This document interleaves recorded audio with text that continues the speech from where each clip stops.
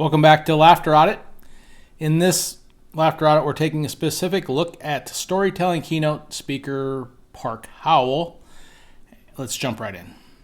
I do this little Rorschach video test every time, and I love it because I'm just fascinated. I did this for the Arizona Librarians Association, which I love the irony of me teaching librarians about storytelling. Perfect opportunity right here off the bat. And he brings up the terms which allow us to create a laughter audit, and that is the irony of teaching librarians about storytelling. He could play on that.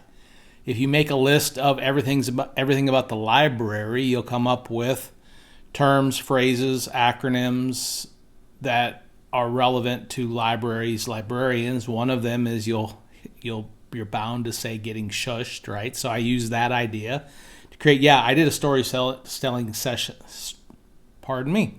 I did a storytelling session for librarians. I figured it was the only time I'd ever get to tell a story without being shushed halfway through. Or it's always been my secret desire to tell librarians about stories and not being shushed. The only time I've ever talked without a librarian telling me to shush. Right? There's all sorts of ways you could just play on that idea. Jumping down. Yeah. So I recounted. So I asked the guy next to her, I said, "What did you see?" And he said, "I saw a sperm trying to impregnate an egg." Great laugh.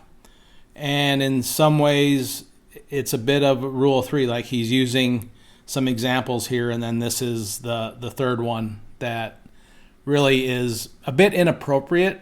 Not in a bad way, but it's not something you would expect in a talk at social media world or social media marketing world or in a business context. So people laugh. A really good laugh. Yeah.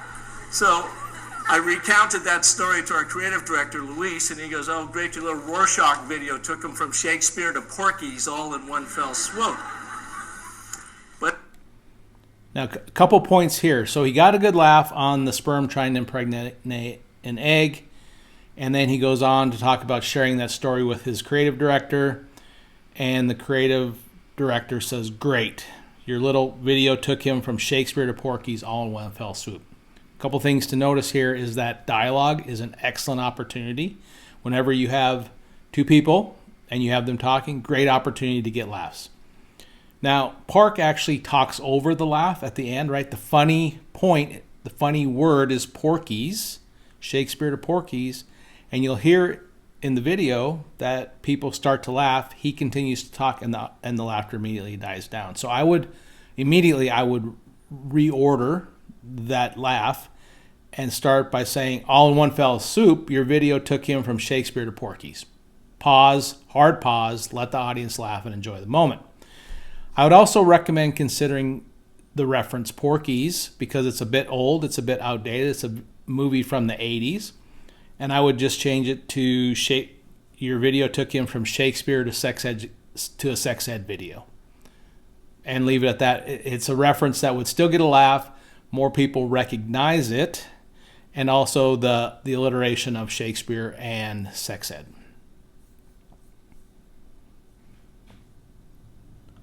Next up. To make up a story, to create meaning out of what was going on. It was literally sitting there saying, okay, this has to mean something, so I've got to create this meaning. So let me ask you, when was the last time you did a PowerPoint presentation filled with data, stats, facts, and bullet point? He says, so I got to create this meaning. It's a great opportunity to introduce an analogy. It's like trying to read my kid's text. Does anyone know what IDK means? Yeah, I don't know either. Right? It's a bit of a throwaway line, but it would get a laugh, and it would play off the idea of his point is our brain has to create meaning. And we struggle to create meaning when people use just three letters, LOL, LMAFO, ROFL. Right? You could throw some more of those in there. It's trying to understand my daughter's text or texting with a teenager. Whatever is appropriate to Park's situation.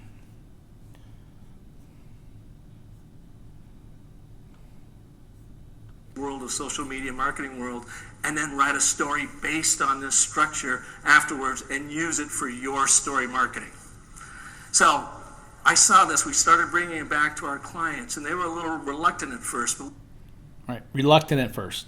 Great opportunity to play on the word reluctant and exaggerate how reluctant they were. We started bringing it back to our clients, and they were a little reluctant at first. Now, by reluctant, I mean they were politely eyeing the exit door. By reluctant, I mean they looked at us like we just suggested we replace their coffee with decaf.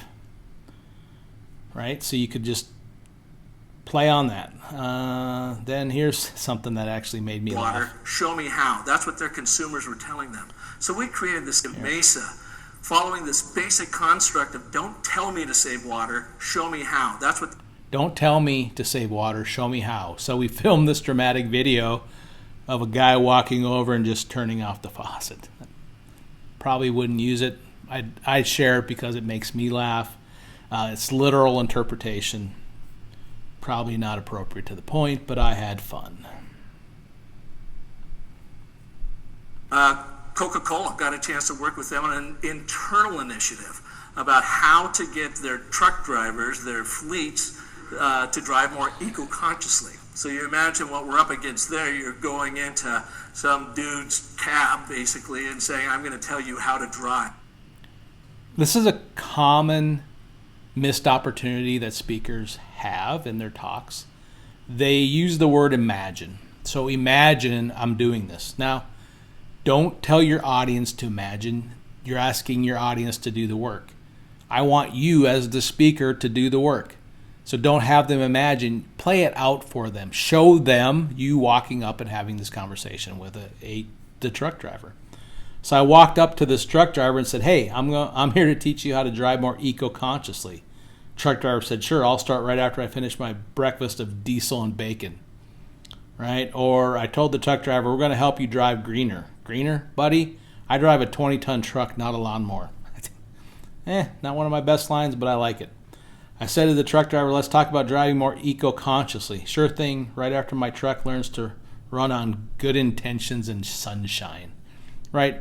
So the dialogue is revealed when Park says, imagine what we're up against.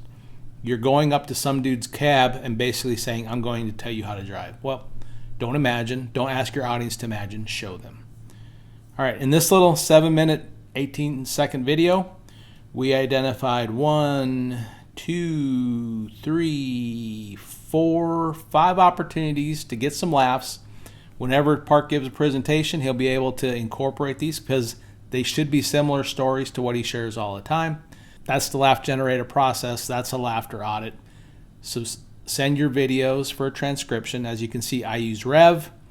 And in the process, I go through and isolate what are some words I can use, what words have double meanings, literal interpretation, how can I have fun and get a laugh here. Now, if you do this and you practice, I promise you, you will become a funnier you. Look forward to seeing you on the next one.